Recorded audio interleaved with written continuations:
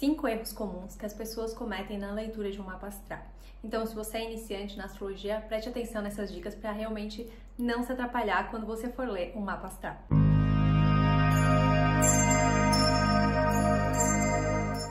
Olá, eu sou Amanda Maragno, astróloga e terapeuta, e hoje eu vou trazer aqui 5 erros comuns na leitura de um mapa astral para que você não cometa eles e consiga fazer uma leitura muito mais assertiva. Então são 5 erros que eu já cometi no passado, quando eu estava aprendendo astrologia, e que eu vejo que eles são muito relevantes de fato. Fizeram uma grande mudança quando eu comecei a realmente olhar de outro ponto de vista, né? Então, o primeiro erro é você dar mais relevância para signos do que para os planetas, porque os planetas, eles são os donos do negócio, eles que comandam os signos. Então, a gente nunca pode olhar somente um signo de uma casa, olhar ali a casa 3 eu tenho em Áries, mas quem que comanda essa casa 3? É Marte. Então, a gente sempre tem que olhar para Marte, independente se tiver planetas ali em Áries ou não. Então, vamos tentar fazer uma correlação aqui, que o signo ali, ele seria mais ou menos um inquilino. Por exemplo, se acontece alguma coisa na área de Áries, né, o ariano ali, o inquilino, vai ter que resolver. Mas tem coisas que ele não consegue resolver sozinho, que ele vai ter que chamar quem? O dono do apartamento. Então, o dono do apartamento seria Marte. Então, ele vai ligar para Marte e vai dizer, ó, Marte, aconteceram umas coisinhas aqui, o que que eu faço? Então, esse Marte que é o que comanda a área de Áries no mapa, né? Então, se acontece alguma coisa na área de Áries, é o Marte que comanda. Então, a gente vai ter que ver onde que tá esse Marte. Esse Marte tá em Áries mesmo, então ele é realmente o dono ali da casa, não é inquilino. Ele é dono da propriedade e ele mora na propriedade, digamos assim. Agora, se ele tá em Gêmeos, em Touro, Câncer ou qualquer outro signo, ele já vai ter aquela posição de um Marte diferente. Então, não é aquele Marte que realmente tá todo ele a coragem, o empoderamento e tal, que seria um Marte em Áries. Seria um Marte, por exemplo, em Câncer, em debilidade. Então, ele já fica meio balançado, já é um pouco mais difícil para ele conseguir agir com toda aquela voz, digamos, que ele poderia ter. Então, é isso que a gente tem que entender. Aqui é só para vocês começarem a entender. Espero que tenha ficado claro.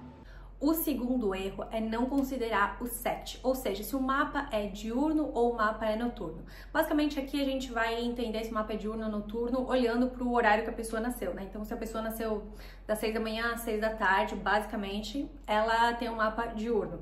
E se ela nasceu pela noite, das 6 da tarde, 18 horas até 6 da manhã, ela tem um mapa noturno. Então, por que que isso é relevante? Porque em mapas diurnos, tem planetas que têm mais relevância, no caso o Sol, né, porque é dia diurno, o Sol e também Júpiter, que é outro planeta diurno.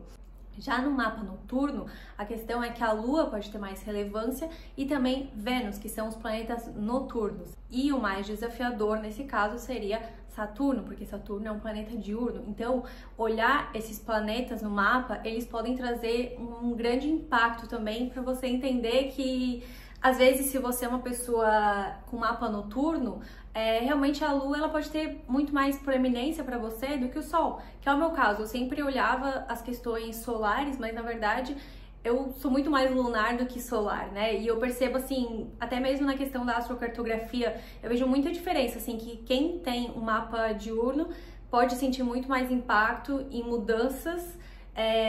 Na verdade, não sei como explicar para vocês, mas tem uma diferença entre as mudanças de um mapa noturno na questão da astrocartografia para um mapa diurno também. Pelo menos é o que eu sinto, né, na minha vida. Então, eu nunca vivi um mapa diurno porque eu sou noturna, mas a questão é que existe uma diferença que eu percebo nas questões olhando dos meus clientes.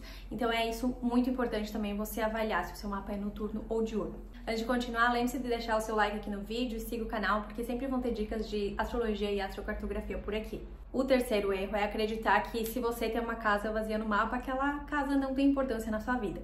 Mas, como eu já falei antes, os planetas, eles comandam as áreas. Então, pode ser que aquela área não seja a mais relevante da sua vida, mas não quer dizer que nada vai acontecer. Por exemplo, você tem uma casa 7 vazia, não quer dizer que você não vai casar, não vai encontrar o amor da sua vida, não. Pode ser que você tenha uma casa 7 ali em Libra e tenha uma Vênus muito bem posicionada. Então, você pode encontrar, sim, o amor e que seja um amor verdadeiro, que vai ser feliz para sempre, quem sabe, né? Então, a gente nunca pode olhar somente o signo, né, que tá ali na casa, se a casa não tem nenhum planeta, porque sempre vai ter um regente. Então, a gente sempre olha para onde que está esse regente para entender melhor aquela casa. O quarto erro é você não considerar as dignidades e debilidades dos planetas. Então isso é uma coisa que eu também não aprendi no início quando eu estudei astrologia, mas que eu vejo que é muito relevante. Por exemplo, um planeta digno, ele tem muito mais... Não seria força a palavra, mas ele tem ali, ele tá muito bem posicionado, então ele pode realmente ter mais facilidade de fazer as coisas acontecerem, né? Por exemplo, uma Vênus em Libra, por exemplo, uma Lua em Câncer, né? Ou também posições que está ali numa posição que se sente bem, como um Júpiter em Câncer, como é o momento que a gente tem um trânsito planetário agora. Ele tá numa posição que se sente bem. Já como o Júpiter estava antes em Gêmeos, ele estava em debilidade. Então, isso mostra que a pessoa pode ter mais dificuldade de lidar com as questões daquele planeta. Por exemplo, um Júpiter em Gêmeos, pode ser que a pessoa tenha mais dificuldades para ter realmente fé na vida, ou também ela pode ter muita dificuldade de realmente confiar na abundância e na prosperidade, né? Que são temas jupiterianos de modo geral. Isso não quer dizer que você tem um planeta em debilidade, nada vai fluir na sua vida, né? Porque eu já vi mapa de vários atletas, por exemplo, que tinham lá até Marte em debilidade, ou Vênus em debilidade, né? Questões de ginástica artística, eu acho que eu vi alguma das ginastas brasileiras tinha, e elas conseguiram super bem saírem nas Olimpíadas, por exemplo, né? Então a gente sempre pode desenvolver, e o mapa ali ele vai falar o caminho, e também essa questão dos planetas na sombra, que eu já falei em alguns outros vídeos, que para astrocartografia é muito importante isso de dignidade, debilidade. Você entender o posicionamento no mapa vai fazer toda a diferença, porque não adianta você ir por uma linha de Júpiter se seu Júpiter ali ele é todo ferrado, digamos assim, né? Quer dizer que você vai ter melhorias, provavelmente, naquele aspecto, mas não quer dizer que já vai ser rápido, né? Não adianta, assim, você ir para uma linha de Júpiter MC e seu Júpiter é todo difícil, achar que em poucos meses você já vai estar lá crescido muito na sua carreira, porque às vezes vai demorar um tempo, porque você precisa aprender a ter fé, você precisa aprender no crescimento, você precisa aprender várias questões para até chegar lá. E o quinto erro comum é você não considerar a atração de cúspides quando você vai avaliar o seu mapa pelo método Plácidos, que é o mais comum, que é o mais ensinado por aí. Quando um planeta ele tá pertinho da próxima casa, eu vou colocar um exemplo aqui, quer dizer que ele já é lido naquela próxima casa. Então, por exemplo, se a gente tem lá a casa 7 cortando no grau 15 de Gêmeos e tem Mercúrio no grau 13 de Gêmeos. Então, esse Mercúrio já é lido na casa 7 e não na casa 6, tá? Então, isso é muito importante também, você já ler esses planetas na próxima casa. Não é a mesma coisa com signo. Por exemplo, se você tem um planeta que está ali no grau 29, vamos de Gêmeos mesmo, ele não é lido já estando em Câncer, porque ele ainda está em Gêmeos, mesmo que no grau 29. Então, esses são pontos muito importantes para você realmente melhorar as suas leituras. Espero ter ajudado vocês e que vocês consigam fazer leituras muito mais assertivas a partir de agora.